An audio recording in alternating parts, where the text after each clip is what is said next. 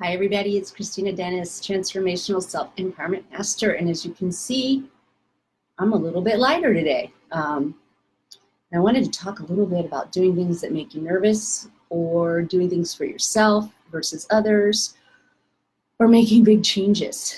And this morning I cut 6 inches off my hair. And well, I didn't. My master's stylist, Sue, did.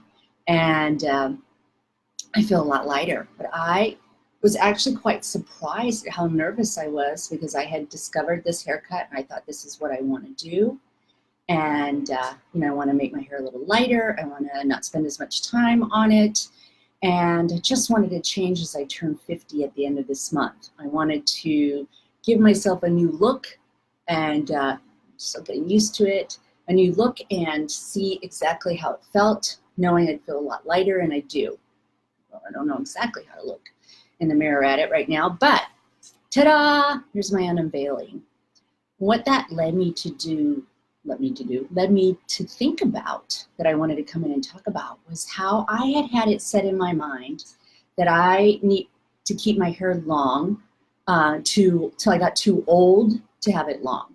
And it's not about that. And breaking what I believe are society norms or ideas that I've come up in my head that have attachments to age and what looks good or what feels good or what is sexy. That was another reason why I kept my hair long, because it was attractive to people, and they would comment about how nice it is. And doing that, giving that up, or making a change, or deciding I can always grow it long in my late 50s. I don't have to keep it this length either, is making me think about all the ideas and thoughts that I have in my mind that maybe nobody's necessarily imposed upon me, but I have inside of me these norms that I've decided are the rules.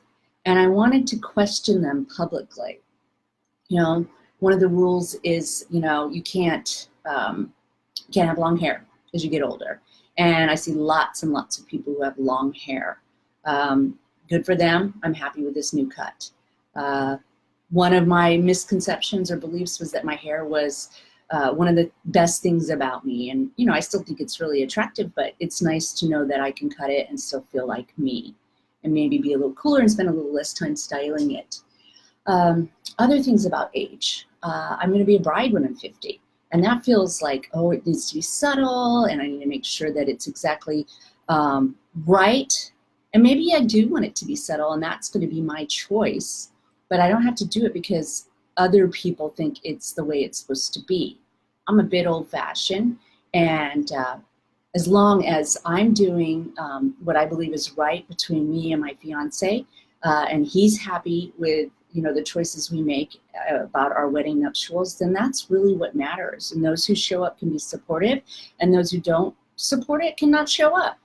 And that's new thinking, and I have to actively think that. I have to take agency of my thoughts, and that's what I want to challenge everybody to do today. Take some time to think about the things that you believe.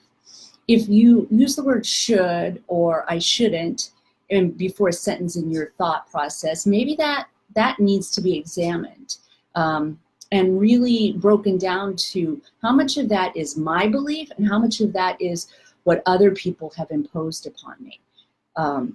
And are those other people supportive of me and supportive of my dreams? What is it that I feel is appropriate because I want to be doing that at this time in my life, and that feels good? And how much of it is that I think that you're supposed to have certain things done? We were all talking about turning 50, and one of the people that was in the salon today said, 50 was really hard on me because I thought I'd be a lot further along. And I get that, because I have had setbacks over and over and over again. Or perhaps they were just turns in the road and new opportunities to grow my strength and character and my patience and my love for people. I'm not sure. I think that's probably the best way to look at it, is the second way. And sometimes when I'm superhuman, which is every day, I look at it as a setback. But I remember selling my home and becoming a renter at 40 after owning property basically since I was in my 20s. And that was a decision I made so that I didn't have to go chase after a corporate job, and I could be home with my son.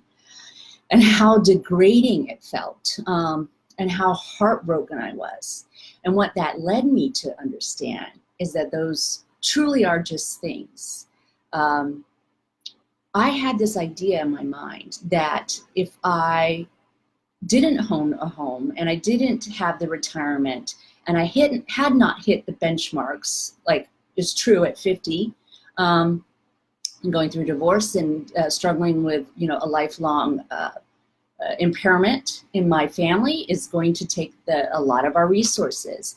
That makes me not a good person. It's so easy to spout off, it's only things, or, don't feel bad, or you can't take that with you. But the truth of the matter is there's a lot that's attached to it that isn't necessarily all about pride, although I guess pride really is the underlying feeling. For me, looking back, it's feeling like somehow I've failed as a parent, or I've failed as an adult, or I have failed to hit the benchmark that other people are hitting. And that is really an easy road to choose as you hit these big benchmarks. And that's what she was talking about, that she thought she'd be a lot more successful at the age of 50, and she wasn't. And I brought up the idea of all the people, and you can Google it, who had success after 40. And there's a lot, and I probably could do that after 50, and I might do that after and bring that information in here. All the people who hit their prime, hit their success, hit their dream, achievements after the age of 50. And that's what I'm going to go research on this week and what I want to focus on. There is less life in front of me than there is behind me.